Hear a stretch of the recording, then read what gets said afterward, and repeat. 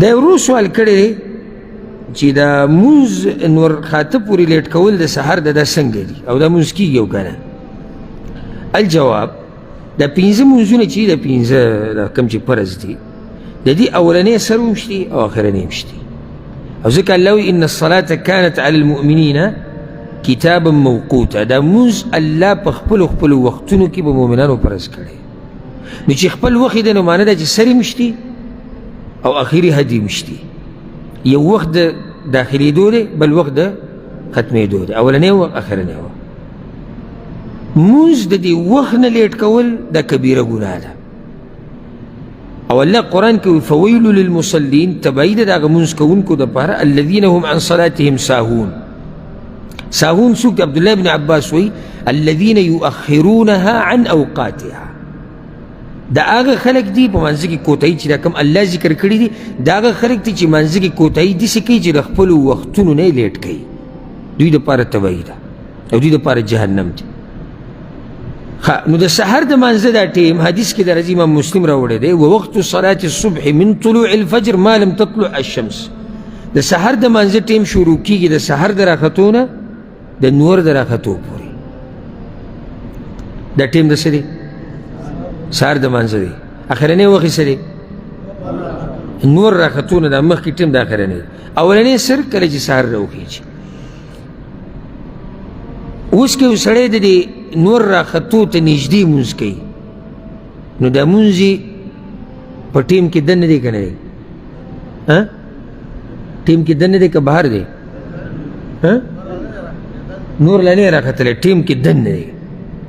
نو یو خو دا مسله حل شو چې مونځ صحیح دی مونځ صحیح دی اوس راځو بلې مسلې ده هغه ده مستحب طریقه دا ده او د پیغمبر طریقه دا ده چې هغه به د سحرې مونځ په اولني وخت کې کوو او حدیث کې دا راځي امام بخاري امام مسلم راوړی جابر رضی الله عنه وایي کان نبي صلی الله علیه وسلم یصلي الصبح بغلس پیغمبر صلی الله علیه وسلم به په غلس کې د سحر مونځ کوو غلس څه ته وایي هغه سحر چې راوخیږي او لا تیارې داسې معمولي رڼاګانې د اسمان په دې کنارو په دې غاړو کې ښکاري معمولي او دا د شپې هغه اخرنۍ تیاري نو لا تیاره شتي رڼا نشتي تیاره ده د شپې اخرنۍ تیاري دې ته غلس وایي په عربۍ او یو حدیث کې داسې راځي امام بخاري امام مسلم راوړی عایشه رضی الله عنها وایي موږ به د پیغمبر صلی الله علیه وسلم سره مونځ کوو په جومات کې زنانه به راتلي بیا به واپس چې کله موږ د سحر مانځه نه راووتو کورونو ته به تلو نو دا زنانه به نه پېژندلی کېدي څه مطلب شوی دی؟ تیاره به او که رڼا وی نو بیا نه پېژندلی کېږي بیا خو پېژندلی کېږي نو دا غلطه طریقه ده او کمزوري طریقه ده چې سړی مونځ دومره لیټ کړي چې رڼا بلکل لګېدلي درېیمه مسله دا مونځ صحیح دی او هېڅ ګناه پې نشتي که زنانه وي ځکه چې بعض به خوشحاله شوي چې زه ګنجایش خو میلاو شو نور راختو پورې قصه څه ده ازاده شو بس نور راختو پورې به موږ دمه کوو دا مونځ صحیح دی مونځ خو صحیح دی خو ګناه پې نشتي که زنانه وي چې زنانه خو کور کې مونځ کوي هېڅ خبره نه لیټې غوره وله دا وه چې وختي کړی وی دویم ګناه پې نشتي که د جمعې سره جمعې مونځ لیټ کړی دغه وخت یې رسولی نو مونځ وشو ګناه پې نشتي خو غوره وخت یې پرېښودی دی دریم نارینه دی کور کې مونځ کوي لیټ یې کو مونځ دغه وخته پورې ګناه پې نشتي مونځ یې صحیح دی که معذوره یي عذر کوم چې د جمعې د پرېښودو عذر دا پکې د دې نه علاوه یو نارینه کور کې مونځ کوي نور راختو نه مخکې دغه ټیم کې کوي نږدې نو مونځ یې صحیح دی سره د ګناه کبیره وړه ګناه نه ګناه کبیره ځکه چې نارینهو باندې مونځ فرض په کوم ځای کې لازم دی جومات کې او بیا دغه باره کې څه چې 7 بجې کوي کور کې چې خپل ټیم کې کور کې کوي نو مونځ یې وشو سره د څه سره د ګناه کبیره چې وخې موځي او 8 بجې دی لګیا دی مونځ کوي د زنانو په شان په کوټه کې ولاړ دی فرض مونځ کوي د ده باره کې به څه وایي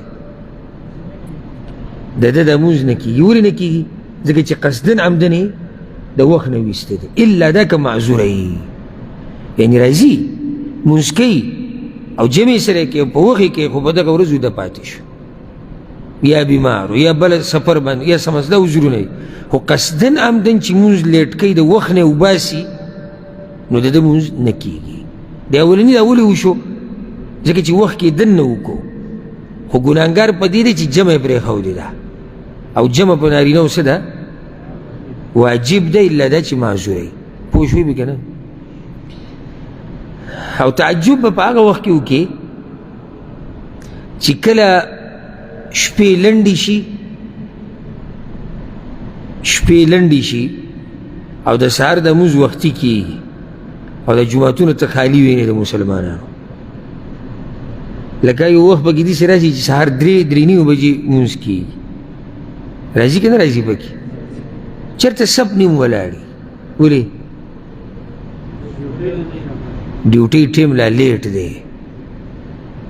ډیوټۍ له خو دی 5 بجې شي 5:30 نو یو نیمه ګنټه پاتې ده چې یو نیمه ګنټه پاتې ده نو د مانځه سره ګنجایش کېږي خو د کار سره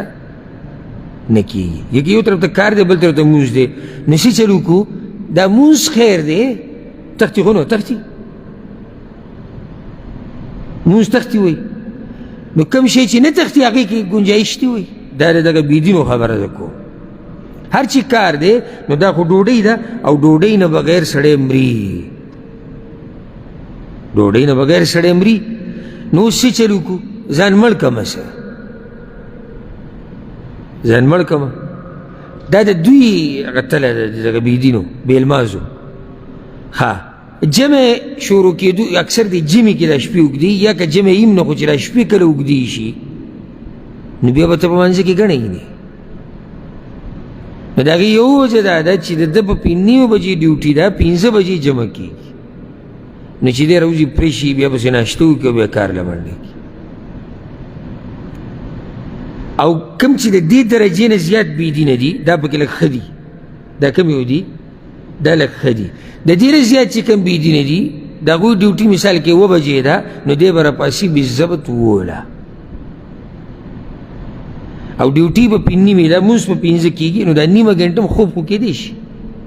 نو دی به وروسته بیا راپاسي په خپله مرضۍ او بیا به مونځ کوي اوس سوال دا دی دا چې په 5 باندې سهار مونځ کېږي دلته خو وختي کېږي اولني وخت کې کېږي او په 5:30 دی راپاسېدو کوي مونځ وشو که ونه شو وشو سره د ګناه کبیره په 2 بجې چې کوي ونه شو الا که معذوره یي یعنې قصدن نه یې راوستی معذوره یو خبره ته وکړمه او په زړه یې ننولې کوي ته چې ویده کېږي که نه او تا موبایل په ټیم کو سهار 9 بجې یا 8 بجې او ته مړ شوې دا موبایل په تا باندې ګویي کوونکی دی چې تا د ژوند په آخرنۍ برخه کې هم د الله د نافرمانۍ اراده کړې وه بل دلیل پرېږده